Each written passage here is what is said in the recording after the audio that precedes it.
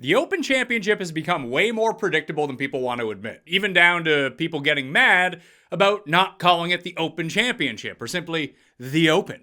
If you're someone who gets triggered about calling the year's final major the British Open, I suggest you get some real problems in your life, all right? So let's talk trends. Are trends perfectly going to pick you a winner this week?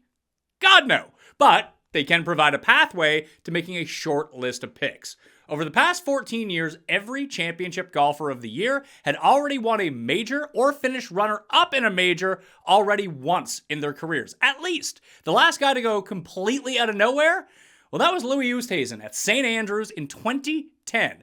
And that even came after he missed the cut in 7 of his first 8 major starts before absolutely nuking the field. Poor Paul Casey having to play with him from so far behind that week. So that's the last major outlier out of nowhere coming with major history. The prep trends are just as ridiculous. Every one of the past 5 Open champions played the previous week at the Scottish Open. Shane Lowry in 2019 was the last winner who skipped the tune-up entirely. Even crazier? Each of the past 4 winners finished T12 or better in Scotland before hoisting the claret jug.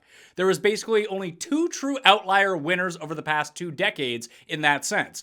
Louis Oosthuizen and Colin Morikawa during that weird COVID Open in 2021. They're the only champions of the past 20 years who hadn't already recorded a previous top 20 finish at the Open. You can tighten that criteria even more because everyone else had finished top 10 outside of Cameron Smith, who coincidentally finished top 20 before he won at St. Andrews. And this current season matters too. 12 of the past 13 winners had already recorded a top 25 in a major earlier that year. And remember, for part of that stretch, the PGA Championship came after the Open to make it even tougher to do.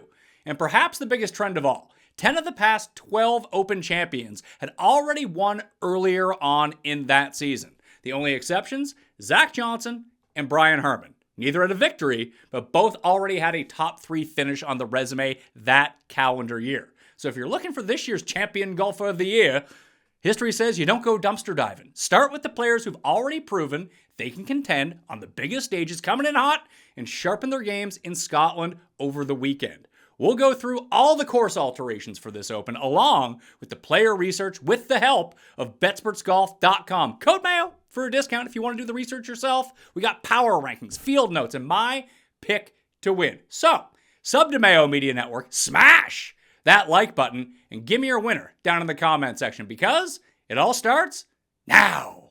At Mayo Experience.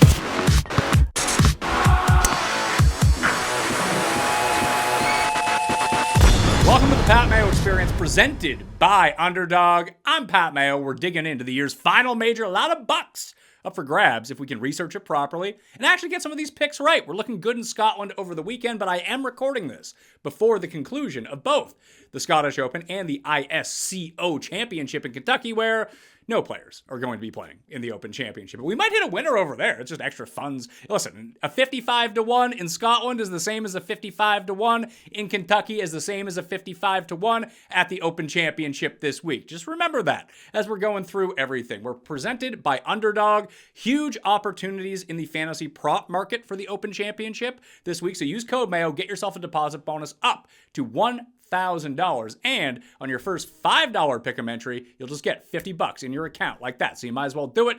You can get that right now. Download the Underdog app. Use code Mayo. All right. Field notes. Sam Burns is expecting a kid, so he's up in the air to play in the Open Championship. I was wondering why he skipped Scotland, and this is why. Now, he hates the rain, so that's not going to be good, but he is one of those people, when I went over the trends at the beginning, fits a ton of those trends, although we'll see if he ends up going. I would assume he's going to end up playing in the Open Championship at Royal Birkdale, where there are extensive changes, which I will get to in a moment. You can always use the time codes to go shop around for all of this stuff, depending on what you want to hear about.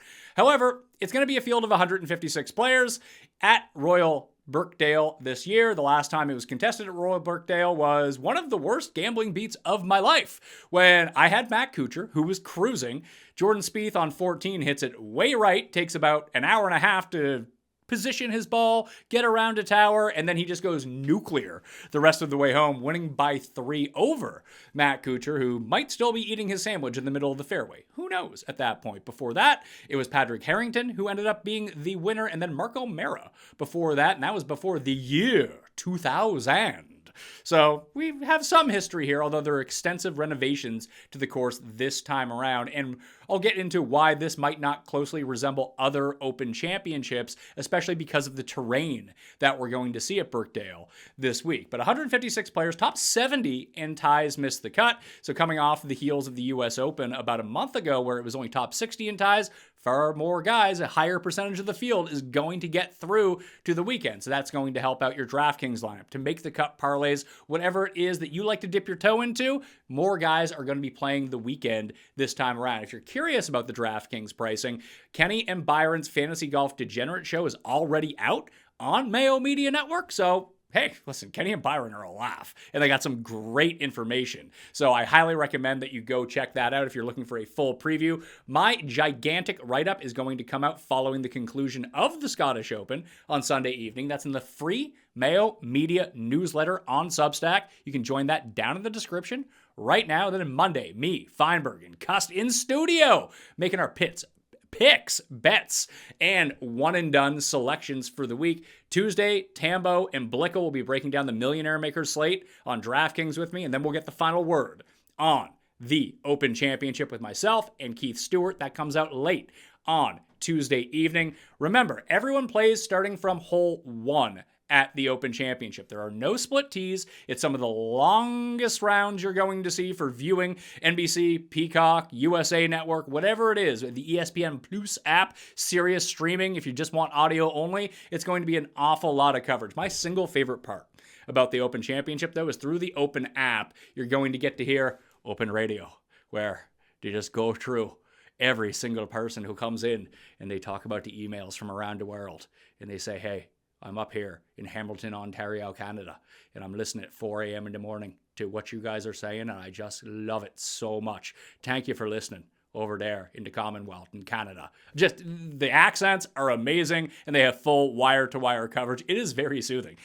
Listen, I'm not going to say that I haven't had a nap when it's been going on, but Open Radio rules. Highly suggest you check it out this week on the Open app. Additionally, if you do have any questions, you can always dump them in the comment section, or you can save them for Wednesday evening. I'm going to be live on Mayo Media Network, so hit those notifications, turn that on right now, and give some hype points. Apparently, that's a thing on YouTube. You can get hype points, so give us some hype points for this show and any show that you can see this week. But I'm going to be doing a final recap of all the picks, all the weather, DFS ownership late on Wednesday evening, 8 p.m. Eastern time. Hopefully, Cam Stewart is able to join me for that. So if you've ever had questions for Cam, you can go check that out as well. We'll have the round 1 recap on Thursday, the Cut Sweat live on Friday. Full wire-to-wire coverage, plus Feinberg and I will be recapping this the following Monday morning, hopefully drowning, not our sorrows, our glee in money, because we've actually hit a winner this time around, and all of the spots at the Open are not spoken for as of yet. There are 4 more to go. I suppose 5 if Sam Burns ends up withdrawing, which again, I don't think he's going to do. Just keep that one on the radar just in case we don't hear any information about it before the start of the Open Championship. However, 3 spots, final spots remaining to the 3 highest ranked players on the leaderboard in Scotland who are not previously qualified will get into Birkdale. And then there's a 12-person tournament on Monday featuring some guys high in the world rankings, some guys from YouTube, whatever it might be. It's 12 dudes, 1 spot on the line on the Monday at Birkdale, which is a new thing that they're putting in. Listen, it's just more content. It's something fun to enjoy on a Monday. I would suggest that you check that out as well. But that is when the official field will be finalized. Probably not going to take the guy who qualifies on the Monday to win the Open Championship, so we don't need to worry about them. Although I did mention in the trends piece that 4 consecutive winners to become the champion golfer of the year have finished T12 or better at the Scottish Open. Now, I don't know what the results of the Scottish Open are as of yet. If I did know these things, I would be better at wagering on golf. Hence, I am not from the future, so I lose betting on golf. Maybe not this week, though. We got some good runners. Hopefully it works out for it. Listen, your guy can have a 3-stroke lead making the turn at the John Deere Classic. And you know how that turns out? Hooking it into the water on 18, not cashing. 125 to 1 winner, because that happened like 6 days ago as I'm recording this right now. So you never know what's going to end up happening on a Sunday. Hopefully we can pull out some money from somewhere, finance the rest of the golf year, and especially this Open Championship. Huge preview on the way. I'm going to be digging into the research using Betspertsgolf.com. Use code Mayo right now. Get yourself a membership that applies to all of the membership levels at Betspertsgolf.com, whether it be weekly, monthly, or yearly. Obviously, the yearly is the best deal that you're going to get, and that gives you full access to the entire site. There's no tiers of access. Once you're a sub, you are a sub. So Betspertsgolf.com/Mayo if you really do want to dig in to everything, all right? The big thing right now is we haven't seen this course since 2017, played in the Open Rota, and there has been significant changes to the course. Let's go over those right now. With so much money up for grabs at the year's final major championship, I want you to go over to fanball.com and get a peek at the PME Open Championship. You can get the link directly in the show notes right now to enter this contest. It's just what we've done at the other major championships. It's the 5x5. You pick your 5 players with your $15 budget. You can get a bunch of 5 players, a bunch of 1 players. You can finagle it any way that you want. The prize pool is $5,000 guaranteed. Only 285 spots. It's very exclusive. $20 to play right now at fanball.com. Hit the description. Come join me and try to take my money. All right? Royal Birkdale is playing as a par 70, 7,223 yards. That is up 67 yards since the 2017 British Open. Fescue and bent grass green mix, 5,200 square feet. 123 bunkers littered across this links ground, although that is down from 2017. A lot of them have been repositioned. And then we have 1 hole with water on the course. So, watch out, Shane Lowry. You don't want to hit into that on Sunday. Par 3s, there's 2 under 185 yards and 2 over 220, including a brand new par 3 playing as the 14th or 15th hole. I believe it's the 15th hole. Par 4s, there's 12 of them on the course. 3 are under 400 yards. 3 of them are over 500 yards, and the 2 par 5s both coming in the final 5 holes of the championship, an average distance of 584 yards. One of them was the easiest hole on the course last time around. It has been lengthened, now playing into the prevailing wind that you might not be able to get there into. Hence, it's probably not going to be playing quite as easy. When we think of the Open Championship, we think of blind shots, giant fescue, undulating fairways, and collection areas, and these weird greens that just can bounce balls off of it. There's not that much of that at Royal Birkdale. Architects intentionally flattened most of the property when the current clubhouse was built in the 1930s because they wanted the best shots to win, not have some luck box fest. Novel idea for golf. Who would have thought? It's one of the reasons Birkdale has persisted in the Open Rota since the 1950s. 2026 will be the 11th time that the Open Championship has returned to Royal Birkdale. Stripe it, get rewarded. Don't get punished. Classic golf. That's why the list of Open winners from this course reads like a Hall of Fame ballot. It's been a great list of winners over the years. Accuracy has always been the priority, but not just simply hitting fairways. Players need to control their trajectory, especially into these firm greens that rarely allow approach shots to stop beside the hole. Birkdale continues to increase the amount of fine fescue and brown top bent on its putting surfaces, creating exactly the type of firm, fast, Open Championship conditions that you would expect. The green should run somewhere between 11 and 12 on the stimp, which is faster than most Open Championships that we actually get to see. And that could be altered if the wind picks up or if there's a ton of rain. But the real defense isn't the speed. It's the firmness combined with the wind. Slightly offline approaches don't finish 10 feet away. Many good-looking approach shots have been matumboed by strategically placed bumps in the putting surface. They often release into tightly mown areas where imagination comes into play. And that's the really hard part to model out about Open Championships, because there is a gigantic amount of creativity and imagination that goes into both the around the green play, the approach shots, because if you can keep the ball on the ground for a lot of these. You don't need to be the highest ball hitter in the world. You don't need to be the longest hitter in the world. After the latest extensive renovations, it does seem that that creativity will become even more important. Tom Mackenzie's work before the 2026 Open wasn't about tricking players. It's the inverse. He removed unnecessary bunkers in several places, exposed more of the property's natural link areas and contours, and dramatically expanded the short grass collection areas around the multiple greens. Nowhere is that more evident than number 3, 7, the new 14th, and the brand new 15th holes, where misses around the green are now far more demanding than they were in 2017. This will either overemphasize great around the green players because of the difficulty, or make it completely random because it's way too difficult, and whether you're good or bad, it just won't matter. I choose to focus on the former. I really think that we're going to see a big uptick of great around the green players. The routing itself has changed as well. The opening stretch remains brutally difficult. There's no par fives on the front, beginning with one of the toughest first holes in the Open Rota, easing into a series of demanding positional par fours, but several of the key holes players remember from 2017 have gone full Roddy Piper. Just when they think they got the answers, I changed the question. The par 3 fourth has been lengthened and reshaped, allowing players to use the ground game far more effectively coming in the right side, where they removed a bunker from before. The blind tee shot on number 5 has disappeared entirely after the right side of the hole was rebuilt, turning it into one of the biggest risk-reward opportunities on the course. Slightly shortened, but with added bunkering down the right side approach, meaning the green... It means that the field can choose to go for the green in one if they want to. And we're going to know pretty early on in the week if the penalty for doing so is actually what the design team wanted. Because we see this happen with new holes every now and then, where if it's just a relatively routine up and down, everyone in the field is going to fire at the green in one on number 5. If it's hugely penal, if you don't hit a perfect shot, you're going to see everyone laying up. Guys who play a very high cut shot should be able to really run it up there too.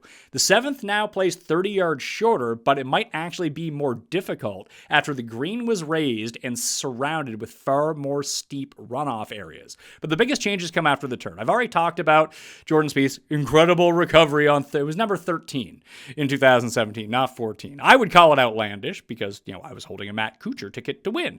The old 14th was the easiest hole that week. It's been retired altogether. In its place, it's a completely rebuilt par 5 that's about 60 yards longer, plays into that prevailing wind that I talked about, and features one of the few genuinely undulating stretches of fairway on the property after Tom McKenzie intentionally preserved the natural links area instead of flattening it down. Players then immediately face a brand new 241-yard par 3 before finishing on perhaps the toughest closing hole in the Rota. Number 18 has been lengthened. The tee has shifted left to eliminate the dogleg right, and 3 additional fairway bunkers now leave 6 waiting to punish anyone that strays off that ideal line. Overall, when we're looking at this, it still isn't a bomber's golf course. Distance helps like it always does, especially if you're hitting it straight, but it's nowhere near the deciding factor. Accuracy, long irons, controlled wedges, creativity, and elite around the green skill should win the day at Birkdale just like it has in the past. Creatively, control trajectory, and again, that's what we're going to want to be doing, especially for players that can do in the wind. And a lot of those things that I've talked about are hard things to model out. There's no database. It's really all about the feels sometimes at the Open Championship. So you can run, and we are going to make stat power rankings for a lot of these guys. But then we're going to have to figure out which ones actually fit the mold of the players that we're talking about. I want elite long iron players who consistently find fairways, control trajectory in the wind, and possess enough creativity around those greens to survive when they inevitably miss them, because everyone is going to miss greens this week. I mean, that sounds perfect for any tournament, honestly. I know that I just said it because I wrote that for the show, but I mean, that great long iron player who finds fairways all the time is just going to be a player who competes all the time. There are very few of those players in the field, so you have to pick and choose which parts that you really do want to target. What we can do is head on over to Betspertsgolf.com and we can take a look at the course, take a look at the former champions and the skills to pay the bills this week overseas at Birkdale. Once again, Betspertsgolf.com/Mayo to get yourself a 25% discount. We'll have everything updated for the new renovations come Monday for the Open Championship, because right now we're still dealing with what it said in 2017. Like I said, the greens are small. Hitting fairways, that's still going to remain difficult. Missing the fairway, the penalty, very high. Rough penalty, high. Strokes gained approach, very difficult. Greens and regulation accuracy, difficult. So it's not an easy course. Scoring conditions tend to be very difficult. So guys that play hard courses might be one of the spots where we stop. We have a few rudimentary data points from past Open Championships. We don't have full strokes gained data. You can see when Jordan Spieth won in 2017, he won at -12. He beat Kuchar by 3 coming down the stretch. Hao Tong finished 6 back of Spieth. Spieth and Kuchar really just had amazing weeks. Do we have strokes gained? No, we don't. We just have strokes gained total for the week. Rafa Cabrera Bayo. So you have a different mix of styles of players here, but one thing really did stick out to me was, Spieth's kind of a spray and pray type of guy. A lot of less than driver at Royal Birkdale that we saw, especially that year. So Spieth clubbed down a ton. Kuchar is super accurate, great putter, and fantastic around the greens. What is Spieth? Fantastic around the greens. At that point in time, his tee to green game was unassailable, and then he just started making every putt. Hao Tong, at the time, far more accurate than he is now, and still a great approach player. Rafa Cabrera Bayo is basically all accuracy. Then you get into Rory and Leishman, who kind of spray it everywhere off the tee. Very good short games between them. Very good links players historically as well. Alex Noren was also in 6th, another player who's highly accurate with a great short game. Stenson fits that bill. Casey fits that bill. Chris Wood, Zach Johnson, Ian Poulter, Jason Duffner. At the time, Hideki most definitely fit that bill. So you do have, this isn't the U.S. Open at Winged Foot, where these pure accuracy guys have far more of a chance this week, especially with very enhanced short games. We can see Patrick Harrington in 2008 won at +3. Ian Poulter was in 2nd. Greg Norman was in 3rd. This was in 2008. Greg Norman came in 3rd. Henrik Stenson was also tied for 3rd that week. And again, you just have a lot of these super accurate players. There's Allenby, Robert Carlson, David Howell, Steve Stricker, Stephen Ames, Chris Wood. Again, too bad Chris Wood couldn't finagle his way into the field this time around. They should have let him in that 12-man shootout, considering he's finished top 20 both of the past 2 times that it was played at Royal Birkdale. Chris Wood recently won on the, I believe it's called the Travel Planner Tour, which is the Korn Ferry equivalent over on the DP World Tour. It's the first time that he kind of broke through in ages. Nice to see Chris Wood back in our life. Anthony Kim was up there that year. There's Paul Casey again. So there was a bit of stickiness, like Adam Scott had finished top 20 at both those tournaments. So that is one consideration that you can make. Guys that played well in 2017, even though the course has changed rather dramatically, the nuts and bolts haven't. The same skills are going to apply this time around. Like I really do think, like, listen, if Aaron Rai hadn't won the PGA Championship, he would be a hyped guy coming into the week because he putts well on these fescue bent mixes historically, especially from his time on the DP World Tour. Now he's Aaron Rai, so that can get bad quickly. Super accurate, great iron player, very good around the greens. That's the method that you want. Siwoo would be another one. If Siwoo could ever figure out how to putt, he could be wildly in this tournament. Probably not something I want to bet at his odds, because a lot of this is going to be price dependent as well. That, yeah, you can have guys who fit all these numbers, and they're probably all the guys at the very top of the betting board, that if we start looking down anymore, I haven't done, this is me doing the research right now, but JJ Spawn is a player that sticks out to me. Now, trend-wise, it will say that JJ Spawn cannot win this tournament. Why? Because JJ Spawn has 3 wins in his career, and they've all come at a course that has a drivable 17th green. Twice at Valero, U.S. Open last year. But I do think that if you look at Oakmont, that it can tell you a bit of a story about this course. Not so much around the greens at all, but just a lot of the players that finished near the top that year are very linksy style players that I think a lot of the off the tee game, knowing where to miss, hitting those fairways, hitting those flighted wedges could actually prevail this time around. If we take a look back at Oakmont from a year ago and see some maybe outlier names that finish up there, obviously JJ Spawn won. And again, he's an accurate player. He's not very good around the greens. He's okay around the greens. Fantastic approach player. And has the putter going once every 5 weeks or so. So we'll see how that treats him this time around. When I made the cap in 2017, because that's how long I've been doing this at this point, I looked at PGA National from back in the day. So you have Matt Kuchar's been an excellent PGA National player.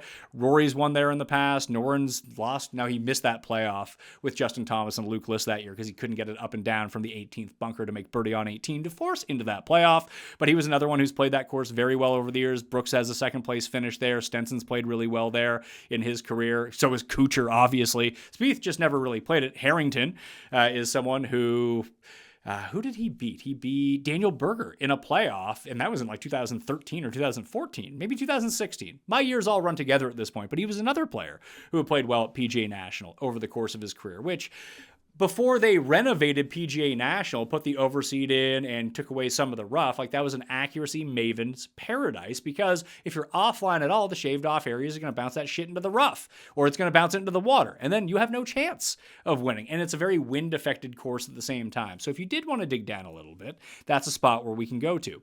Back to some of these course metrics. Again, very rudimentary from 2017. You can see we have the 2017 and 2008 stats here for driving accuracy. On average, 49.2% for the field. Your regular PGA Tour event is 60%. And usually when you miss the fairway on the PGA Tour, not that big of a deal. In some courses, it's almost preferable if your ball sits up. If you play the Sony Open in Hawaii, miss wherever you want. Not a big deal. This week, it's a bit penal to miss it. Good drive percentage is 71% and 68%. So it was a little bit easier for the good drive percentage in 2017 versus the 2008 incarnation, which would lead you to figure out why one guy won at -12 and the other guy won at +3 that time, but still way below what you see on the regular PGA Tour.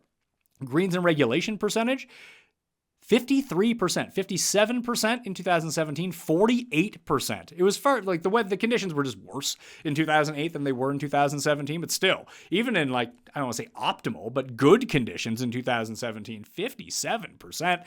One of the things that you might be able to catch with your pants down here, or catch them with their pants down. You don't need to take your pants down. You can keep your pants on if you really want to. But again, on Underdog, they're going to have these fantasy props probably populating once the tee times get released on Tuesday. So Tuesday evening, go take a quick scan. Again, code Mayo at Underdog. They're going to have guys probably really misrepresented in the greens and regulation market and the fairway market unless they have adjusted to this. Generally speaking, when you get a one-off course over the years, they tend to set it to averages over time from that specific tournament. So not every US Open course plays the same. Not every PGA Championship course plays the same. And specifically, this course in the Open Rota does not necessarily play the same as a lot of others. So some lowers, depending on where they set these lines on fairways or greens and regulation, might be the key to winning some quick money early on. And even with the changes, especially after making 18 more difficult and still playing into that prevailing wind, even though there's par 5 scattered in that mix,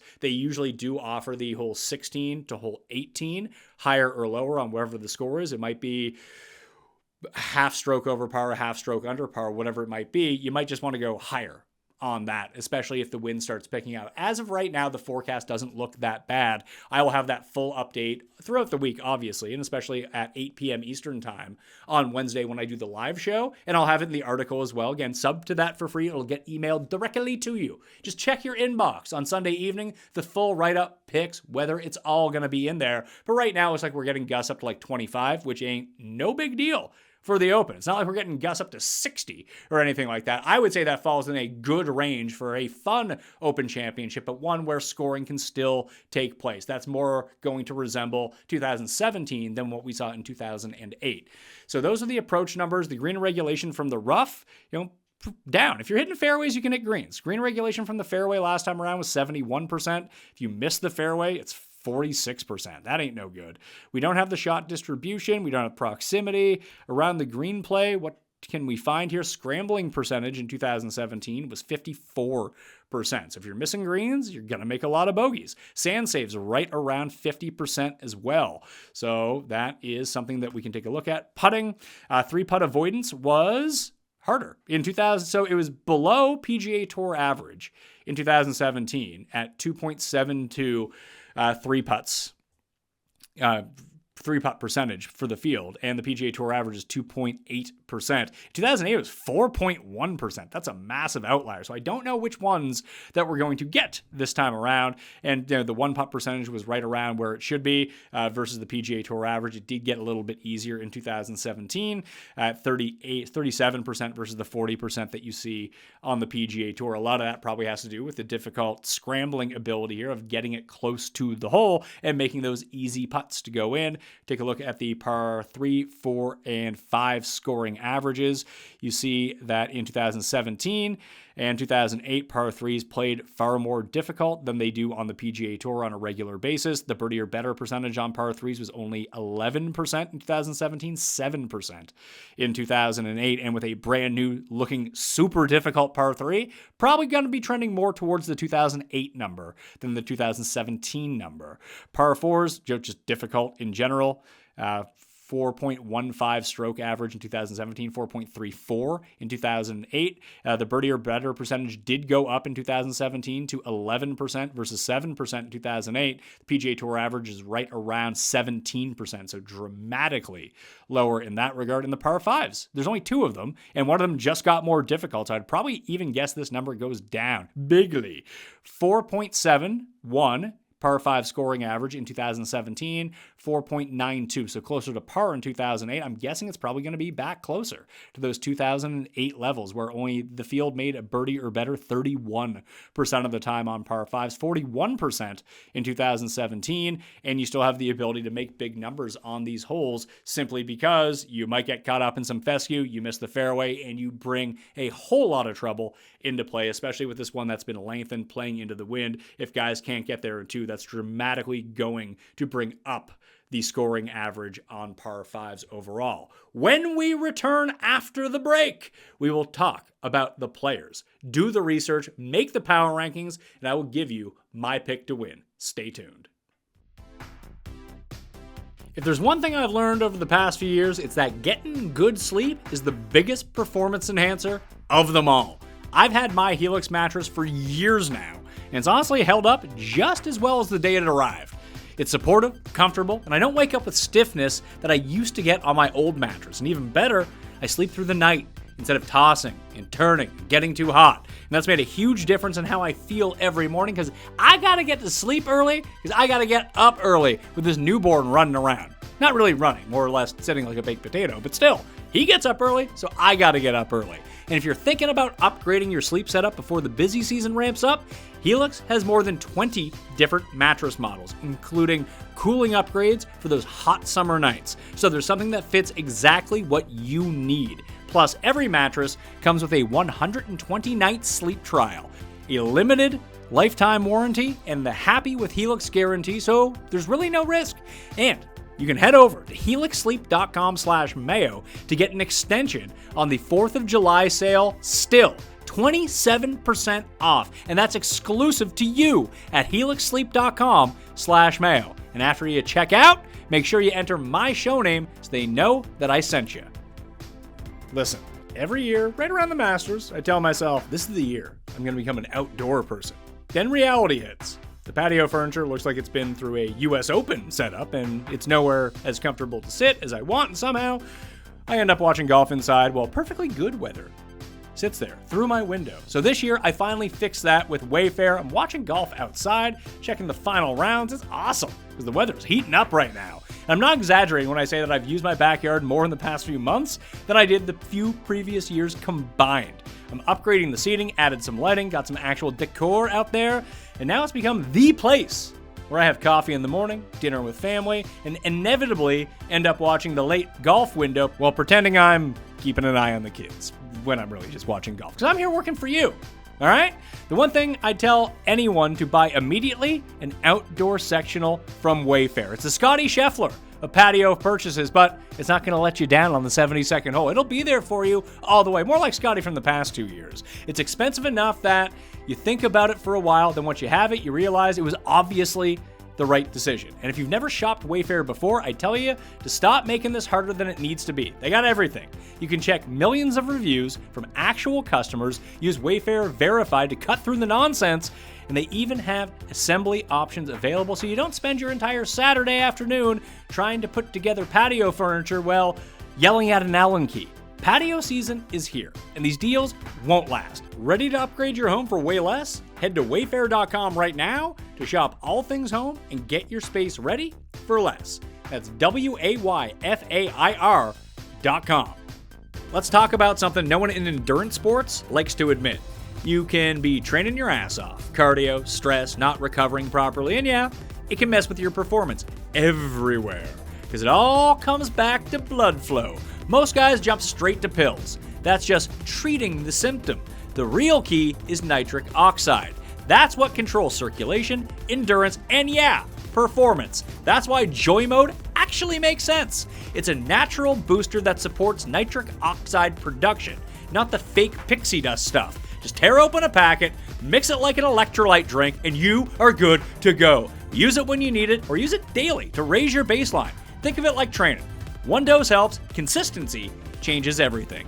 If you want to support sexual performance the same way you support training and recovery, naturally and intelligently, Joy Mode has a deal for my listeners. Go to tryjoymode.com/Mayo or enter Mayo at checkout for 20% off. Joy Mode, the electrolyte packet for your dick. All right, we're logged into the rabbit hole at betspertsgolf.com. Once again, code Mayo. Get yourself a discount. Link down in the description right now. One of the places I like to start with is the live leaderboard. And only because we can see the players that have been doing well this week, even though maybe they missed the cut or something like that. We can go to the average, try to look at some ball strikers. You know what? We'll go to ball striking, sort by that column. And you can always reference this throughout the week. So guys who got cut, Dan Brown actually struck the hell out of the ball, just couldn't make a putt to save his life. The approach play was amazing for him. Other guys who got cut, Jake Knapp and Antoine Rosner. So Knapp looking suspiciously good in the ball striking department for the first time since he returned from injury. That's good news for him. And we can take a look at fairways are less important at the Renaissance Club because missing the fairway, unless you hit it into a bunker, isn't the most penal thing unless you're wildly off track. Other guys who drove the ball well, Sam Stevens missed the cut and drove the ball well. Angel Hidalgo, his ball striking between approach play and driving was actually quite good despite him missing the cut. Aaron Rai and Michael Kim. Aaron Rai putted himself out of a tournament, lost 4 strokes over 2 days. That's pretty good. But one of the leaders in approach per round, Michael Kim drove it and hit his approach as well. Couldn't chip, couldn't putt, usually not what we see from our guy, friend of the show, Michael Kim, who usually chips it and putts it well. You rarely see these good of ball striking numbers from him. Other guys in the field right now who are striking the ball pretty well, Corey Connors, Rory, Billy Horschel, who just aren't draining a ton of putts. Rory's approach play hasn't been very good. Obviously, his driving has been. And another one to take a look at, someone with a second place finish in a major championship in his career, Harris English, has played this week. Doesn't have many super high finishes, not having a great season, but his tee to green game was excellent at the Renaissance Club, and dude just couldn't make a putt to save his life. So that's a few other guys that you can look at here. The approach play for Shane Lowry was off the charts good. Ditto with the ball striking for Ludwig, who couldn't chip and couldn't putt throughout the week. If we just go to who is at the top of all of this right now, Francesco Molinari, former Open champion, sits in T23 at the time of this recording. He leads all players in ball striking, can't chip, can't putt. It's a problem. Matt Fitzpatrick, who usually chips it excellently, is 1 stroke off of the lead, and spoiler alert, he's my pick to win. You can go to coolbet.com right now if you're in Canada outside of Ontario. Hit the description, get yourself a bonus, and get him at 20-1. That's what I got him at. I bet him at every other major, and he hasn't won, so they got to keep the train going. But spoiler alert, on my pick to win, it's going to be Matt Fitzpatrick. I see Dan Brown was in third. Kiefer, Nikolai Højgaard. If Nikolai could only putt, couldn't we have nice things? Wouldn't that be great? Crazy Carl Phillips, Minwoo, Wyndham Clark is probably another guy that you need to take a look at here.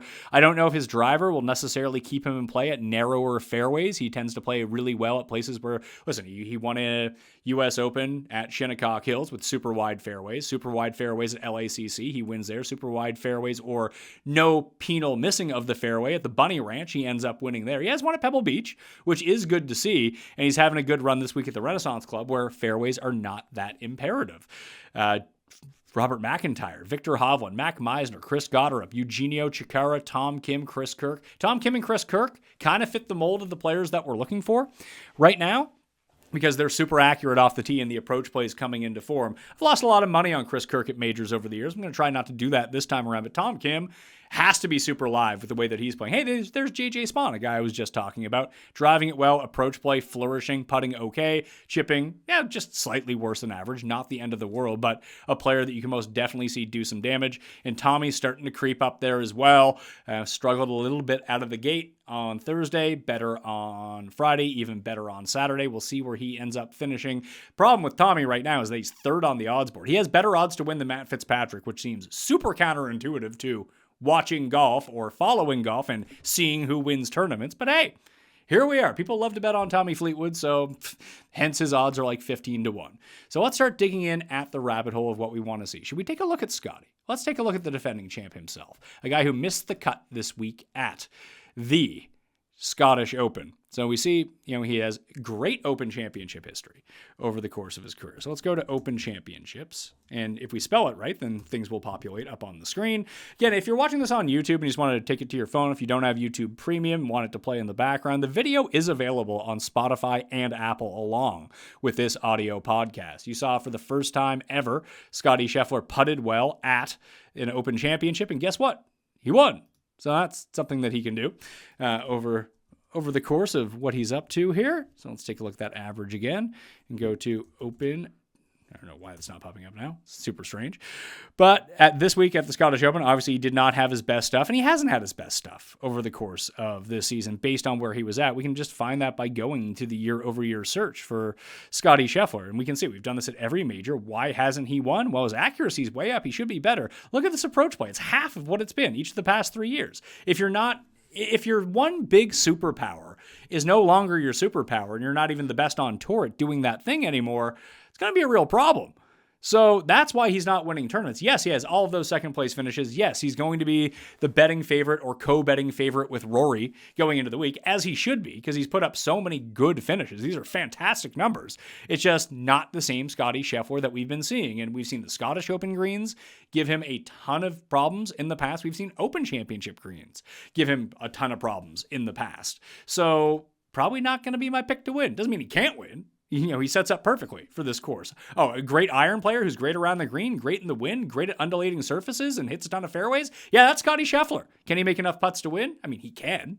Will he? Probably not. That's why I like, Matt Fitzpatrick better. If we look at strokes gained average per round this year of anyone in the tournament, it is Scotty Scheffler. Tyrrell Hatton is next, who, if he just hadn't triple bogeyed the first hole on Thursday at the Scottish Open, be firmly in the mix on the leaderboard as I'm currently speaking. And he kind of still is lingering around. I believe he's 3 shots off the lead. There's those 3 strokes, Tyrrell. This is what happens when I bet on Tyrrell Hatton.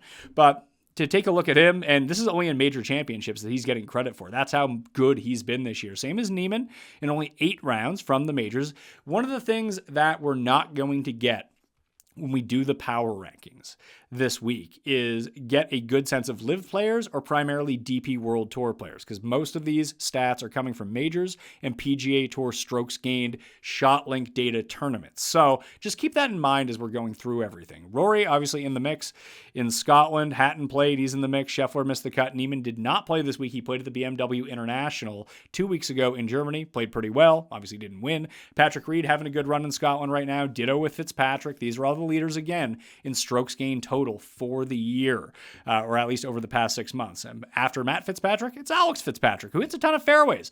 Dude can't putt to save his life. And he had a bad go. What happened to him, actually? Now this I want to see. Let's go to the live leaderboard, type in old Fitz, and we'll see the other Fitz. He missed the cut. Why? Well, he lost almost 2 strokes putting in 2 rounds and did not chip it well. The iron play was over a half stroke. It was just at a half stroke per round. That's good, and barely lost to the field off the tee at a course where accuracy is going to be more overweighted than anything else. That is something that we should probably take a look at as a nice bounce back spot. Now, I did mention each of the past 4 winners finished T12 or better at the Scottish Open, but listen, Morikawa played in the Scottish Open 5 years ago, and he won after missing the cut and complaining they didn't know how to hit off the turf. Didn't make a issue for him at Royal St. George's. He fended off Louis and he fended off Spieth to win that Open Championship. Just because you missed the cut, I am primarily going to be taking people, I believe at least, unless someone really pops up, that are playing in Scotland this week, because just playing the week before has been such a huge indicator for what we're doing here. After Alex Fitzpatrick, you have Morikawa, who didn't play. Daniel Hillier in his 4 rounds, awful in Scotland, primarily a DP World Tour player. Tommy played, Cam Young did not. Siwoo and Rahm both playing this week in Scotland. Knapp is another one who's up there. And again, his ball striking this week looked a lot better than it has been. So to take a look, we saw he was in the positives of both driving and approach this week in Scotland. Since his return, he's been firmly in the negatives in every ball striking and chipping category. That has flipped this week. The putter went back the other way. But throughout the course of the year, Jake Knapp has been an excellent putter. Don't love Jake Knapp here, although he is someone who shot a 59 at PGA National in his career. So maybe he is someone, if you're looking at a longer, like he's someone I actively picked on this week in head-to-heads. I won my Harris English bet over Jake Knapp. Just whoever they would give me versus Jake Knapp, I was taken. Now that I've seen his numbers from this week, he played a lot better than maybe his result would actually indicate. So I got lucky in that regard. And if you're thinking about a top 20, top 30 to make the cut market, Jake Knapp might actually be a nice look now that his odds have plummeted down the board because he's like a leper out here. Sam Burns not playing, Wyndham Clark in the mix. Ditto with Chris Gotterup. Xander and Ludwig both missed the cut. Then you have Eugenio Chikara. On paper, this is such a good Russell Henley course. Russell Henley obviously coming into play with, he has a win earlier this year. He checks a lot of the boxes. Super accurate, great with his wedges. His around the green game has kind of disappeared since the PGA Championship, which is odd. The putter's been very good. And since his win, he just simply has not been as good with his irons. That tends to happen. Even though he's ranked inside the top 10 player in the world, I don't think that anyone would say that he's probably a top 10 skill player in the world. However, this particular Open Championship really does suit him well, but him not playing in Scotland this week is just really throwing me for a loop. Cantlay goes from first to worst, first round leader to missing the cut this week in Scotland. Akshay didn't play, McNeely didn't play, neither did Bridgman. You got Rose and Brooks in the field, Nikolai and Gerard, Hovland, Eric Cole, Lowry, McIntyre, Harris English, Minwoo. Minwoo's in the lead right now as I'm speaking. Adam Scott and JJ Spawn, Justin Thomas, other ones in those strokes gained total. That's about the top 40 of players. That's probably where we want to stick to this week. We can even shrink down the sample. So let's go season 4. We're going to throw that in. Strokes gained total season. SG total season. We are going to shrink down that size now for the last 2 months. And we're going to take a look at this and see who the best players over the past 2 months have been. Wyndham Clark, Scotty Scheffler, Jesper Svensson, who's actually playing pretty well in Scotland right now. Dude mashes off the tee. Sam Burns, Joaquin Niemann, Tommy Fleetwood, John Rahm, Victor Hovland. There's Justin Thomas. Justin Thomas sneakily popping up in a lot of these categories. Let's take a bit of a deeper dive here on old JT, a winner at PGA National during the tough years. I believe in 2017, he actually got his win, the year that Spieth ended up winning the Open Championship at this course. Let's see, Open Championship. JT, this is tough for JT. So he does have that top 20 previously at an Open Championship, which every winner outside of, who was it that I said? Louis, I guess would be the last, or Morikawa, because it was his debut, was the first guy that didn't have that. Then you'd have to go back to Louis. He does check that one particular box. The past 2 years, he has putted really well at the Open, chipped really well at the Open. That's encouraging to see. I would say that Justin Thomas is one of the more creative players on the PGA Tour. Greenside, his driving has been abysmal each of the past 3 years. His approach play has been pretty good. So he's essentially driven himself out of tournaments at the Open Championship, where if he doesn't have to take driver all the time, could be looking a little bit better. And what do we see here? Pretty consistent, flat results. Some weeks it's the putter letting him down. Other weeks it's the iron. Some weeks he's not gaining a ton with the drivers. But overall, since the Masters, he's gained in every tournament off the tee outside of the U.S. Open. And we saw some weird driving numbers at the U.S. Open. Sometimes that happens when you get fairways that are so big that when the fairway percentage is so high that if you're a guy who's just slightly off that week, it really does impact you greatly. And he's had some good major performances so far this year. That was another indicator that we looked at, that all of the previous champions going back to Louis had at least a top 20 in a top 25 in a major championship, or at least 12 of the past 13 had done that. So he's done that this year. He was 4th at the PGA Championship. Taking a look, he was T41 at the Masters, T17 at the U.S. Open. So he's done it twice so far this year, and not going to be a popular name unless he does something absolutely amazing at the Scottish Open, which I don't believe that he is doing at this point in time. We'll see. Justin Thomas is T34.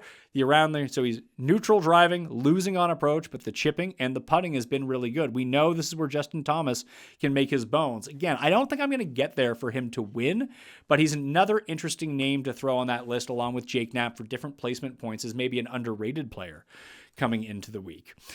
More down. So let's throw in strokes gained total last 2 months. SG total last 2 months. Now we need to start digging into some other things. I said around the green, particularly in shaved off areas. Don't put shaved off areas into your search bar too many times, because you don't know what's going to start getting at you for targeted ads after that. But let's take a look for, and this is something we probably want a bigger sample for. We'll go past 18 months and we'll weight this more than the shorter sample size. But one of the great things about the rabbit hole is you can get green types And you can get scrambling from the rough, scrambling from the short grass, or scrambling from the sand. And we have a pretty good sample here. 453 strokes for Eric Cole, or 401 for Ryan Gerard. If we sort by scrambling from the short grass, we can see right now, Sean Norris, he has 6. So we can put in minimum rounds here as well. So we're going to go, 20 minimum rounds. That's what we want to see from these long-term results. It sucks for the live guys, honestly, because it's going to hurt them. Matt Fitzpatrick is the best player in the field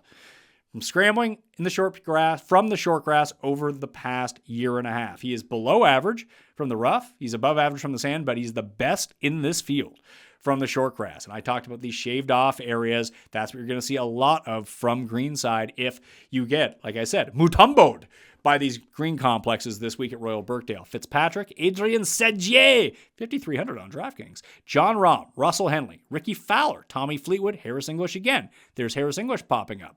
Goddard, Rory, Cantlay, Eri O, Alex Fitzpatrick, Scotty Scheffler. There's Tom Kim, Bobby Mack, Patrick Reed, Nick Taylor. This could be a very good Nick Taylor run here. And the other funny thing is Daniel Berger has been like piss poor around the greens for the past year and a half, but apparently he's very good at scrambling from the short grass, which, you just wouldn't suspect. Here's Nick Taylor, a guy who's going to be a triple-digit bomb this week.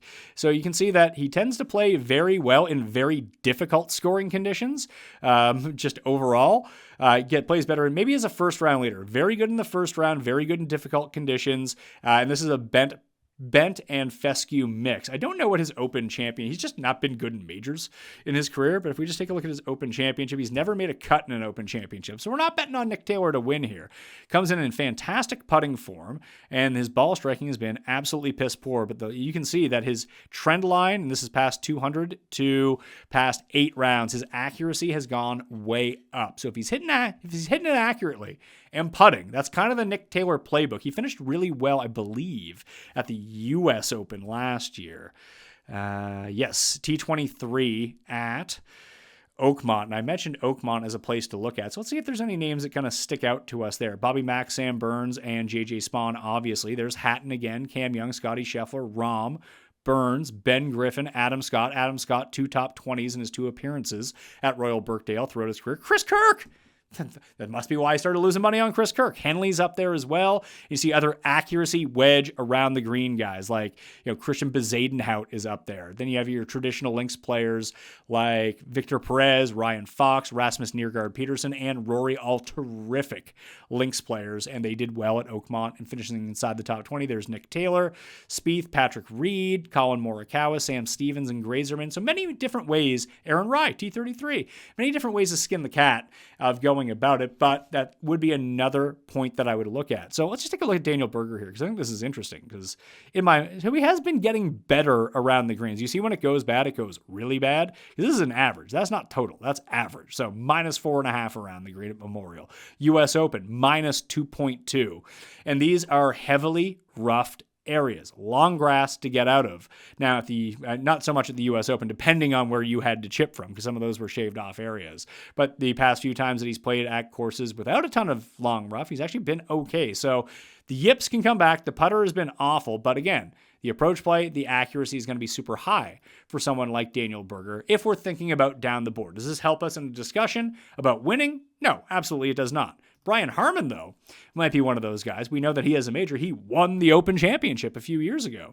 And I believe that he has some pretty good Open Championship history. Let's see, the Open Championship top 10. We just say the Open. That's just not doing it for us, huh?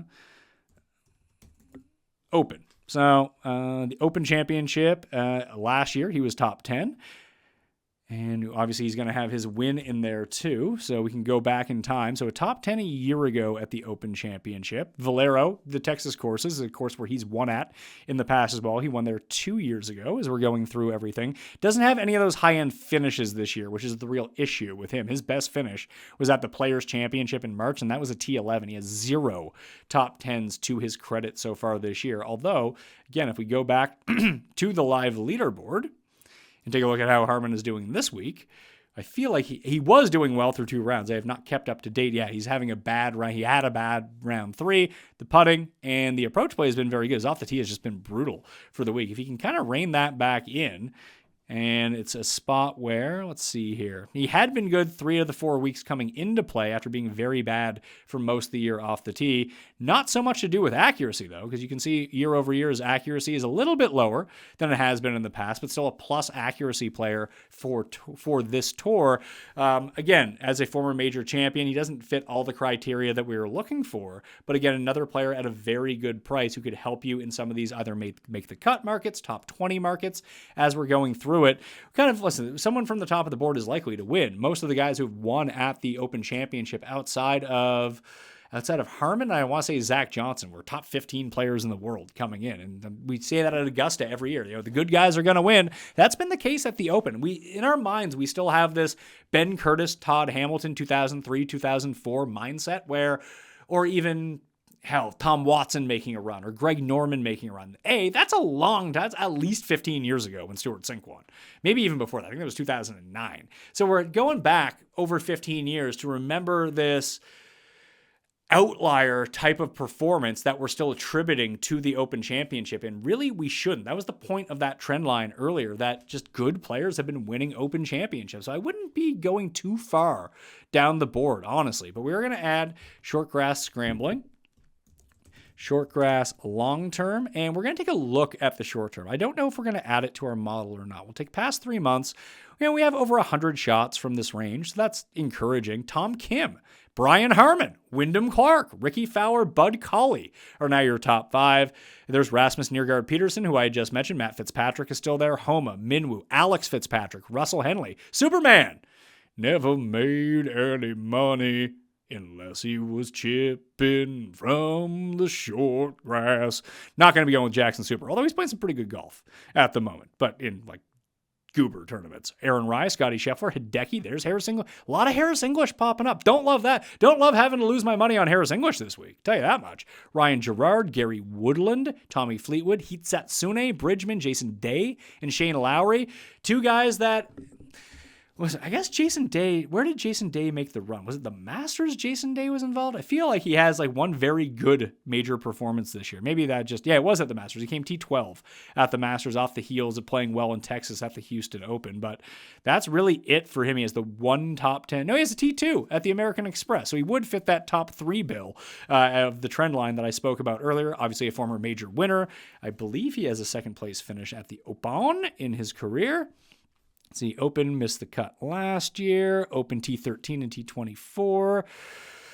That's T2 at the Open in 2023. I think that was the year that Rahm, Straka, Jason Day all lost to Harman. Tom Kim was tied for second there. So Tom Kim checking a lot of these boxes. Griot, I believe, Sharma. Good Lord. What year is this? It was 3 years ago? Poor Sharma. Griot, interesting guy.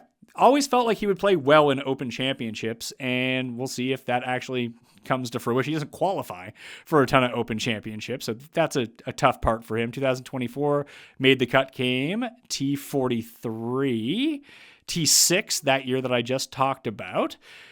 Where else do we have him here? Open Championship cut, Open Championship T12, Open Championship cut in 2019, Open Championship cut. So he's had some good run at Open Championships. Now, earlier on in his career, he wasn't very good. Although in 2016, he did come T12. So he's been really hit or miss. He's kind of Chris Kirk-esque in that sense, where his accuracy and iron play and being so good in the wind, and I guess scrambling from the short grass, really does go a long way into helping him. So we'll go short grass, short term. So those are 2 separate ways that we can, that's one way that we can look at around the green play. And then we can just factor in just around the green play in general. I will take a last 5 months worth of data on this, go to strokes gained around the green by round. Fitzpatrick, Thomas, Clark, Cole, Eric Cole, really. Another guy who's played well at PGA National. Jason Day, Scotty Scheffler, there's Mav McNeely, Tommy Fleetwood, Sung Jae, Ben Griffin, Bud Colley, and Sahith Theegala. Colley was awful in Scotland. He was +9 through 2 rounds. But another guy has a win this year. He doesn't have the major pedigree that we're looking for. but he's someone who comes in, playing okay golf, not terrible golf, very good around the greens. The putter kind of makes or breaks him a lot of the time because he's been positive with his irons in almost every single, except for the Heritage where he lost a bunch but came in 7th that week. So he has a win already this year. I don't know if he's ever played in the Open. He's played in the Canadian Open. He won that. That was earlier on this year. But yeah, for the Open Championship, don't see a ton so far from old Bug Collie. If we go down farther, maybe we need to refresh the page here. Refresh it for old Bud Collie. See what we're up to. From Dayton, birthplace, Dayton Beach, Florida.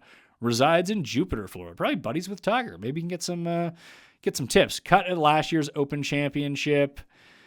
Continue to scroll down. Probably did not play it the year before that because he was still coming back from his injury. So not a ton of data in the Open Championship from him over the years. Has only played it the one time, it looks like. Yeah, going back throughout the years. Don't see a whole lot of Open Championships in the past for one Mr. Bud Collie. But, crazier things have happened over the years. Doesn't have the major pedigree either that we're looking for. But again, this isn't a pick to win the tournament. This is just someone who lines up well because of the stats. The Gala, this is less of a spray and pray fest, so probably not good for him, but just SG around the green. That's something that we're really going to want to focus on here. So now we can get into other things. So we can go to filter by conditions, and we're just going to go with Open Championships. So we're going to go to Open Championships. We're going to click apply. We're going to see no data on the screen whatsoever.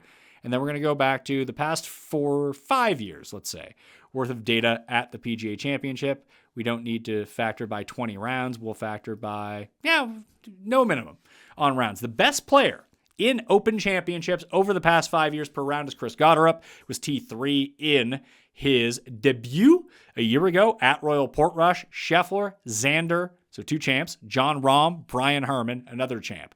So a guy with a second, a guy with a third, and 3 champions in that mix. Makes some sense. Cam Young, Rory, Alex Fitzpatrick, Jordan Spieth, Justin Rose, Billy Horschel, Tommy Fleetwood, Daniel Berger in 8 rounds, Shane Lowry, and that does not include his win at Portrush in 2019 because we're only going back 5 years. Day Spawn in only 4. Spawn only has 1 Open. That's wild that he has 1 Open Championship appearance in his career, or at least in the past 5 years. Let's take a look. Last year's Open Championship, T23. Yeah, played pretty well at Portrush. Had he ever played it before that? Interesting. But he does fit that list of guys who have finished top. See, there's another check mark for old JJ Spawn. He has that top 25 in an Open Champ. He doesn't have the top 20. He has the top 25. It's close enough. We'll fudge the numbers on that one. Morikawa, Connors, Matthew Jordan, Russell Henley, Matt Fitzpatrick, Ari O. Got a list of Brits right in a row here. Matt Fitzpatrick, Ari O, Tiro Atten, and Andy Sullivan, the Spaceman. All coming in up there with great per round performances. So the other bet that I have in besides the 20-1 on Matt Fitzpatrick is actually Alex Noren, which I made in December at 175-1. Chances are that number is going to be bigger than 175-1. Probably wouldn't bet Alex Noren this time around. This was on the heels of him being ranked like 12th in the world, winning at Wentworth, picking up another win on the DP World Tour, playing great golf. Has not been playing great golf as of late. It's been actively bad golf for Alex Noren for about a month or so now. Missed the cut again at the Scottish Open, which isn't even in contention here. Did come T7 at Doral, came 9th at Memorial. Those are signature events. T26 in major championship, at the PGA Championship. It was T30 at the Masters. Missed the cut at the US Open with horrible approach play. You just don't see, after being so good all year with his approach play, he gets so bad. And that's an average. We start looking at totals. It's actively bad. So I don't know if something's broken with him right now, but probably wouldn't touch him. But, if he wants to win, it's money for me, so I'll take it. Cole, Wright, and Bryson finally pops up on the list. Bobby Mack, Max Homa's playing some better golf right now. Adam Scott, John Perry, Cam Smith. Cam Smith playing a bit better golf as well. Let's take a look at Cam Smith. Hasn't been playing a ton of golf, mind you. However, let's see here. Cam Smith, what has he been up to at the US Open? Missed the cut, T7 at the PGA Championship, missed the cut at the Masters. He's now powered by Claude. Claude Harmon is his new swing coach. He made that change after the Masters. But he is always someone who can chip and someone who can putt, which becomes a dangerous figure at the PGA Champion or at the Open Championship. So keep that in mind as we're going through a lot of these guys right now. So we're going to put in strokes gained total, Open Championship, SG Opens. Opens. And throw that. We're going to factor that into the model as well. Now we're going to click off the Open Championship and we're going to go to major championships of this year because we saw that was the through line. Guys that do really well at major championships, and we're just going to look from the last 6 months. So we get the Masters, US Open, and PGA Championship. The best player per round, although it's only 4 rounds, is Tom Kim at major championships because he played so well at the US Open. Did not play in the first 2. Scheffler, Burns, Rose, Rory are after that. Xander, Hatton, Neiman, Clark, Ludwig, Morikawa. The Postman General is up there. Matt Fitzpatrick, Aaron Rai, Cam Young, Patrick Reed, Justin Thomas, Mav McNeely, Ben Griffin. You have Daniel Hillier up there as well. Alex Smalley, Chris Goddard, Thigala, Rahm, Spieth, Cantlay, Knapp, Stevens, Woodland, Tommy Fleetwood, Harris English are all in the positives once we start looking at that. The other view that we can take a look at here, if we go to finishing position, we can see the average finishing position in major championships so far this year, which is more in tune with what we were looking at for the placement finishes that we wanted to see of guys in major championships coming in to the season. We also saw that with top 5 percentage, top 3 percentage, win percentage throughout the course of the year. So that's something else that we can take a look at once we click off of the major filters as well. Tom Kim, Scotty, Rose, Xander, Burns. They're all Xander, Rose, Scheffler, and Tom Kim have an average finish of inside the top 10. It's only 1 major for Tom Kim, 3 for the other guys. Neiman, Rory, Ludwig, Matt Fitz, and Aaron Rai and Justin Thomas all have an average finish inside the top 20 in major championships this year. After them, it's Ben Griffin, Cam Young, Goddard, and Mav McNeely, Morikawa, Sam Stevens, Jordan Spieth, Daniel Hillier in his 1 appearance, not even Sam Stevens, his average finish is 32nd. The other guys all have an average finish of inside the top 30. So we're going to go major finishes and throw that in as well. Now we're going to click off that major model, reset our filters, go to the last 6 months, because that's about as long as the season has been so far. And we said that guys either win or top 5. So win percentage, throw that in. Now, some guys have won on LIV, some guys have won on the DP World Tour, so we're going to have to know that going in. So guys like Patrick Reed have won twice on the DP World Tour. Neiman has a win on the LIV Tour. So does Tyrrell Hatton. So does John Rahm. So does Bryson. So they fit the criteria as well. We're also just going to go T5 percentage as well. Guys playing well and getting these higher end finishes. And there's a bunch of different stuff that we can go to. Now we will take a look at off the tee. We said that accuracy is going to be key. Distance from the edge of the fairway is another one that we can look at. The average distance in feet and inches from the edge of the fairway when players miss the fairway. So even when they miss fairways, how much are they missing by? We'll see. So, Bryson is very high on that list, shockingly enough. It's only 6 rounds because he's missed the cut in every major so far. Of guys with, let's go to the minimum rounds here and go 16 at least. Now we go distance to the edge of the fairway. Henley, Morikawa, Siwoo, Rai, Berger, Harmon, Matt Fitzpatrick, Gerard, Tommy Fleetwood, Corey Connors, Bridgman. Straka's still up there. Straka, interesting. So let's take a look at that live leaderboard again, because Straka missed the cut. But he had been playing so bad recently. And we'll see how his ball striking numbers were. So his off the tee was really good. His approach play was about break even. The putting was bad. The chipping was, about break even. So if we just go to Straka in general, Alabama zone, no longer Austrian. He's Alabamian. He's been bad. Each of the U.S. Open Travelers, he sucked. And he went and played in Austria and the Austrian Open in between that and played okay, not great. He hasn't really been good since his T4 at Doral, where everything was kind of clicking for him. I always thought that links would be a good spot for him, and I think if you can find him at, let's say, lower than... If he goes beyond 125 to 1, he might become a bet for me. And just based on the potential of what he can do. At his best, he's one of the better iron players on tour. He's one of the most accurate players, and he can chip and putt when the time is right. And he still fits the criteria as a second place finish in a major championship. He was second at Pebble Beach earlier this year when he was still rolling a bit. Bet on him that week. That was no fun to watch Colin Morikawa just come and pin stock that entire course. It's more likely than not that he misses the cut this week. And that would be Seb Straka.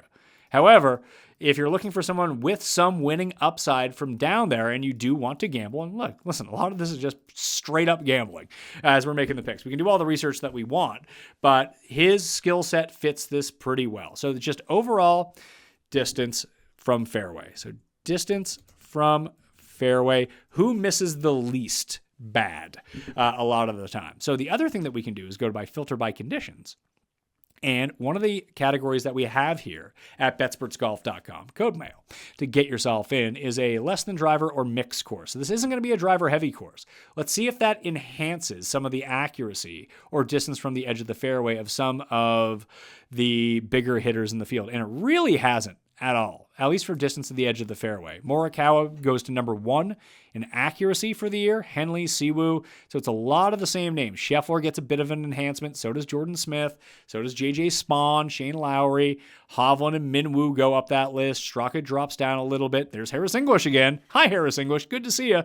Daniel Berger, Valimaki. This isn't going to be the most important thing because, again, this doesn't have the context of which courses are so, maybe we can do that. I don't know how many courses we're going to be dealing with here. If we go to missed fairway penalty, high, and average. So let's just throw those in to see if that increases our sample. It's going to decrease our sample, but does that give us any different names? So Henley, Tommy, Rye, Fitzpatrick, Noren, and Siwoo Kim, Connor. So Ludwig all of a sudden makes a huge leap in driving accuracy when he knows that missing the fairway is super penal. He becomes way more accurate. So that is good information to have. Maybe Ludwig, I wasn't even considering Ludwig for this tournament. Maybe I shouldn't. Cam Young goes way up that list. Michael Brennan, way up the list. Kurt Kitayama, way up that list. He just kind of tanked it coming home on, I bet on Kitayama this week to win the Scottish Open. He was like one shot off the lead, and I checked back an hour later, and he was like 5 over par for the rest of the day. Interesting stuff. Xander gets a big boost. So does Burns. So does Cantlay. Bobby Mack. Minwoo drops a little bit. Akshay all of a sudden becomes more accurate. So does Wyndham Clark. So this is what I'm, sorry, that's in driving accuracy. So I'm going to throw that one in with all those conditions. Accuracy, big misses, I'm going to call it. So I think just having multiple ways of looking at some of these courses and some of the stats that we're dealing with, I think are particularly good for this week. Now, the other thing that we can do is reset these filters again. We can leave those ones on if we want to. We don't have to. We're going to set it to difficult, very difficult conditions. Course length is going to be, short. It's a par 70, so we can just call it a par 70 if we want to. We don't need to. Field strength, strong, very strong. And it's going to be a major championship. We've already done the major, so we don't need to double count that. We have average to small size greens. And green speeds are going to be fast, but we don't know the exact. We're not going to go to fescue mix because that's not something that we play on all that much. Ditto with green surfaces. Rough length, average to long.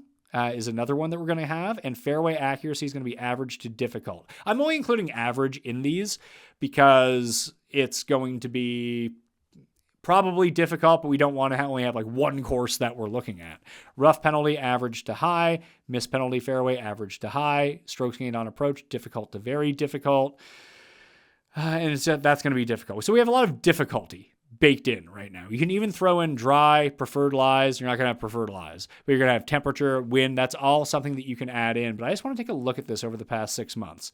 No one has more than, not a single player in the field has 16 rounds. So we're looking at 4 rounds.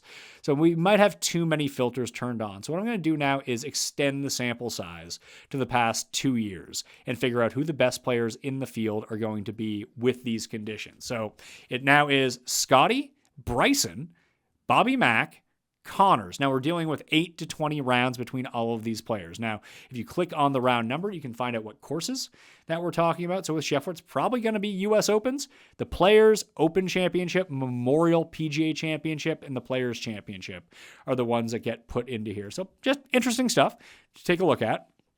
Bobby Mack, Connors, Rory, Harris English. Now, again, Spawn should be higher on this list because he's played, he came second at the Players' Championship to Rory. There's Harris English again. Of course, I'm just going to put a star next to his name. We're just going to go through that. Akshay and Smalley take a big leap up. There's Straka, there's Fitz, there's Spawn. Hao Tong does really well, and obviously Hao Tong was third here 9 years ago when the championship was played. Keegan, it's the first time I've said Keegan all day. He pops up there. Jesper Svensson, Burns, Xander, Gerard. So a lot of Gerard. Jesper Svensson from way back. Ryan Fox making some appearances. There's Matt Wallace and Ben Griffin. Russell Henley once again. So we're going to throw in SG full course filters. So now the last thing that we haven't looked at, as we reset our filters once again, is just strokes gained on approach. And I don't know if I want to look at long approach. We don't have a lot of proximity ranges. I think you need to be good with your wedges and you need to be good with your long irons. You just need to be a very good approach player who controls their ball really, really well. So if you take a look at the past 2 years, you see Scott Vincent, in his 2 rounds is number 1. And then Scotty Scheffler in his 156 rounds is going to be number 2, followed by Hatton, Alex Fitzpatrick, Casey Jarvis, guys with more of a limited sample. But we'll take a look at our guys who are playing their approaches really well now. So past 4 months, strokes gained approach coming in. Best players in the field, Neiman, Lucas Herbert in only 2 rounds, Matthew Jordan in only 2 rounds. Let's put a cap of at least 8 rounds onto here. So you get Neiman, Scotty, Alex Fitzpatrick, Tyrrell Hatton, JJ Spawn. Those are your top 5 guys. Tom Kim is next. Matt Fitzpatrick is after that. Kitayama, Adam Scott, Morikawa, Ludwig, Patrick Reed, Patrick Cantlay, Brooks, Patty Harrington, former winner here, and just won the U.S. Senior Open. Cam Young, John Perry, Casey Jarvis, and Superman, once again, Rye, Wallace, Lowry, Wyndham Clark, Xander, Burns, Henley, Rose, Victor, Connors, Smalley, Bud Colley. We'll take a look at Corey Connors for a sec. Feels like he should be better at Open Championships. Maybe he has been. He was actually good at the year that Morikawa won, I think. Let's take a look here. Open Championship, top 10 last year. So he has that elusive top 10 at an Open Championship in his career. No T2s in his career at major championships, but top 34 of the past 5 years at the Open Championship for Corey Connors. Has putted actually pretty well. Has actually played around the green really well. So Corey Connors, another one with playing better golf at the moment after a really rough patch. Very accurate, great iron player, and his around the green game is really spiked up, and the putting has been going as it usually does for Corey Connors. But someone that you would think would play well. He's played well at Augusta, obviously, over the years. Good Lord, Kevin Roy, Sexy Roy, is currently in first place, along with Fitzpatrick. That's why you had to get your Fitzpatrick bets in as soon as possible before he goes to like 10-1 and becomes the betting favorite at this tournament. Probably not going to happen, but I digress. Let's see. Where else are we looking at here? Who do I want to look at? Connors. So Connors is around the green, and putting has been brutal at the Scottish, but the driving and approach play has been very good for Corey Connors at the Scottish Open. So that's a positive sign to take a look at right now. So if we do that, there's Patrick Reed. Reed's having a week, not driving it well at all, chipping it neutral, but the approach play and putting has been fantastic for Patrick Reed. Tom Kim, ditto for him. I'd like for him to win this week so I could win my bet, but everything across the board for Tom Kim has been really good, especially the approach play, and that's on average. If we take a look at total, Tom Kim has gained over 4 strokes on approach already, over 1.3 off the tee, and that has been the bugaboo for Tom Kim so far this year, is how bad his driving has been. You see a lot of red on that board. The approach play has been electric for a while now with Tom Kim, hence why he's starting to churn out much better results, even all year, even when he's playing poorly. But you see some -4 off the tee. The putter has been just as bad, -3 off the tee, -1.4, -0.6, minus. But at the U.S. Open, he gained a little bit. Myrtle Beach, he gained a little bit, almost 2 strokes. He's gaining this week. If he can just break even or be slightly above average, and because he does so much with his accuracy, and you don't need distance at this course, then all of a sudden it's going to be a little bit better. You can see the accuracy over the past 8 rounds is almost 80%.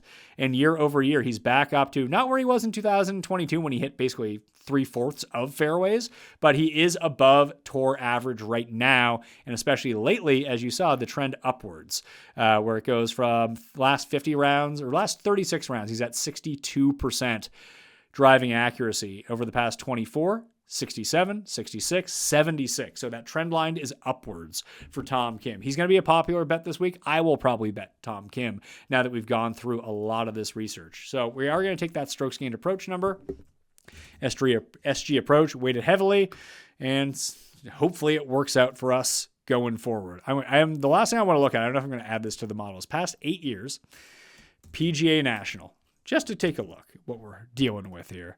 And we'll apply the PGA National filter.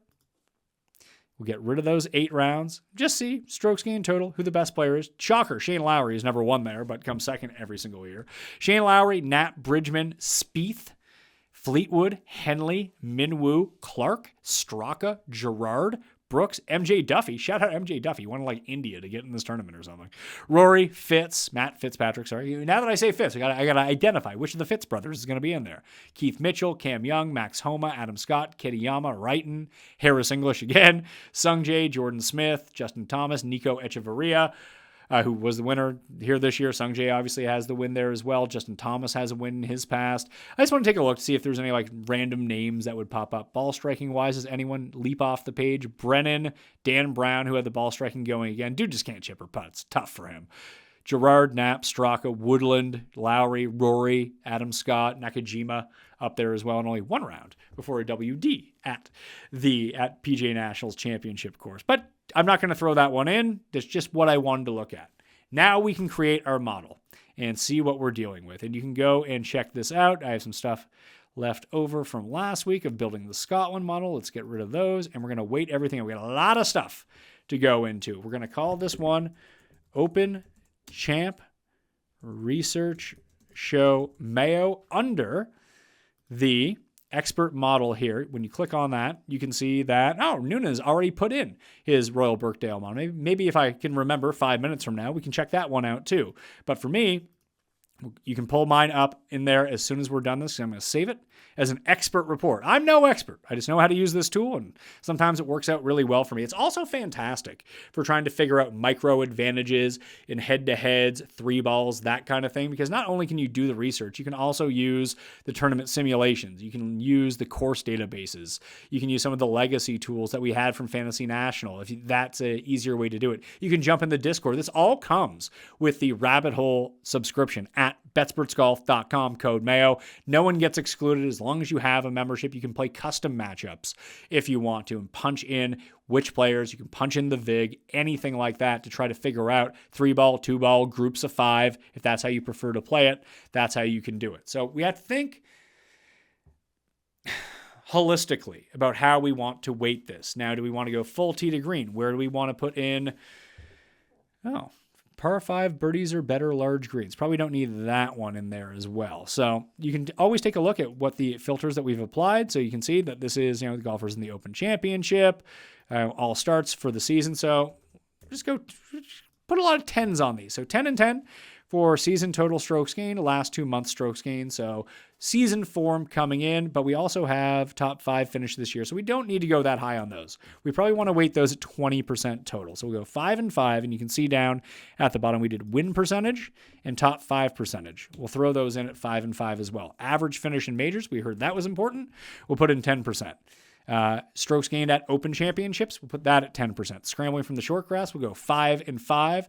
Actually, we'll go 10 and no, because we have around the green in here as well. So for the around the green numbers, we're going to weight those at 15% total, 5 for each of the categories that we looked at. We might have to go back and readjust these. So driving wise, we have distance from edge of the fairway. We'll go at 10%. And the big misses as well. We'll go at 10% with the filters that we threw on. Full course filters, we'll weight at 15. Now we'll go at 10%. And then approach at 15%. So we're going to need to knock down. We have no putting in this model either. We've just seen so many weird guys. Although we did see a lot of good putters do well at the Open Championship in both of those years. So maybe, you know what? We are going to take the past 2 years of putting. And we can take a look at who putts well on fescue if we want to. We're not going to add that in. But we can throw in native. That's the POA putting surfaces. We don't even have a lot of strokes gained from that. Scheffler, because of the Open Championship last year, is what we're looking at. Rory, Henley, Bryson. It's basically like a 2-tournament sample. That does us really no good to look at. So we're going to erase that. And, we'll go past 18 months putting, just strokes gained putting per round. And we're going to put on a filter of at least 20 rounds that we're taking a look at. Sam Burns, Harry Hall, Jake Knapp, Harris English, Alex Noren, Scheffler, Bridgman, Rory, Akshay, Bryson, Eric Cole again, Wacky Valimaki, Matt McCarty, his first appearance, Robert McIntyre, McNeely, Rahm, Nico. It's funny that it always seems like Rahm is putting so poorly, yet statistically he's been one of the best putters on tour over the past year and a half, and that's just from major championships. Henley, Clark, so we'll throw in putting as well. So SG putt. So we're not going to save our model as of yet. What we will do is refresh the page. see what we got going on here. See what we got cooking. So maybe we can drop 5 and 5 for average finish and major championships because those are telling a lot of the same story. We're going to enhance approach to 20% and go 5% with putting. And that's the way that we will make our model. That will be the official model for this show as we're putting it in. So let's save and generate that model and get our power rankings now. Model name is required. All right, because I refreshed the page. Stupid Pat. Mayo, Open Champ, Research Show. Again, if you want to pull this one up, you can make adjustments to it as well. We'll save and generate. Here are our results. Matt Fitzpatrick, my bet to win, coming in at number 1, Scotty number 2, Henley, Tommy, Cam Young. That's the top 5. There's JJ Spawn. I have no idea what JJ Spawn's odds are to win the Open Championship. So let's go to coolbet.com and see what we got cooking here right now. You can always get the PME. So I will have a boost here. It'll probably be on Matt Fitzpatrick because I assume that his number is going to get crushed. If you're in Canada, outside of Ontario, fastest payouts in the biz at coolbet.com. If you're in the Nordic countries, you can get coolbet.com as well. Or if you're in South America, you can get coolbet.com. But the promo applies to Canadian viewers outside of Ontario. Sports 200, you can get that. Link down in the description right now will go straight to the PME exclusives tab, and the PME boost will probably be there as of Tuesday afternoon. So yeah, Fitz has already dropped since I made the bet. It went from 20 to 18. I'm hoping to get him back up to 20 for you, where I have the number, maybe even 22. Wouldn't that be nice? But I don't see JJ Spawn up here. Hatton. So the betting favorite right now, Scheffler. Rory's just after. Fleetwood, of course. Fitzpatrick, Rahm. Rahm's actually a pretty good look here. Xander, Rose, there's Morikawa at 28. Wish he would have played this week. Goddard and Bobby Mack. Where's Wyndham Clark? Oh, do we pass him? Yeah, Wyndham Clark is 30-1. Still a pretty good look. Neiman's in there at 45. Probably not. Alex Fitzpatrick, 45-1. Wow.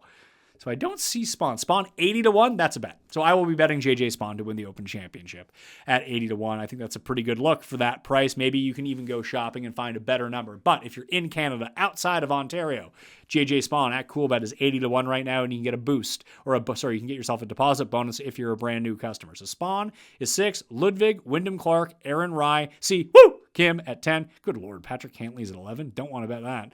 Sam Burns, Victor Hovland, Morikawa, Xander. That's the top 15. Then Rory, Akshay, Tom Kim, Lowry, Brian Harmon. I always didn't say Harris English unless I missed him. No, Harris English did not rate out as well as it seemed as we were going through the stats. After that, Gerard, Colley, Bridgman, Rose, Smalley, Connors, Goddard, Alex Fitzpatrick, Hideki, Bobby Mack, that's the top 30. There's Harris English. He's at 32, one spot behind JT, who comes in at 31. Kitayama, Poston, Suber, Bradley, Griffin, Noren, Wallace, and Rio Hitsatsune. Those are the top 40 in the power rankings for the Open Championship in 2026.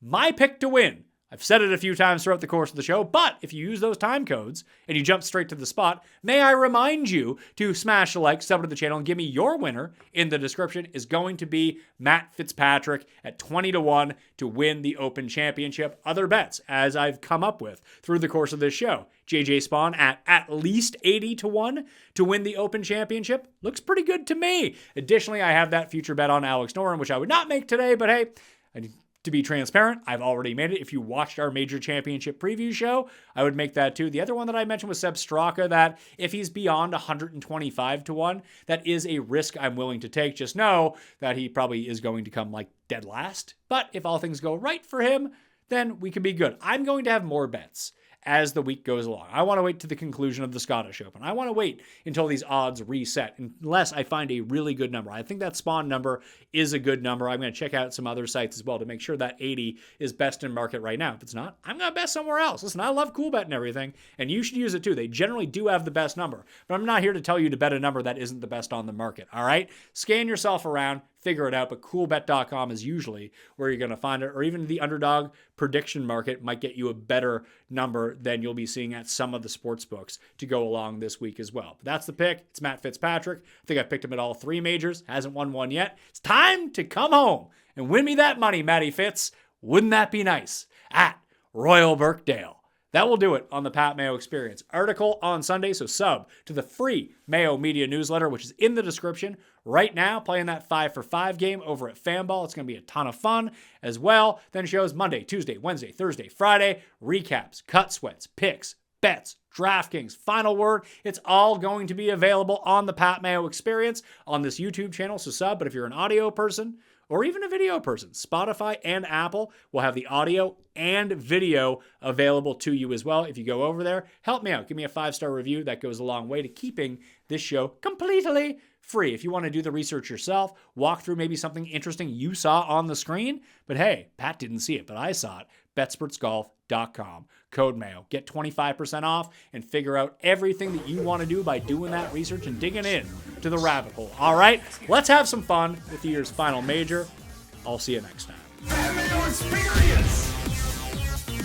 Experience!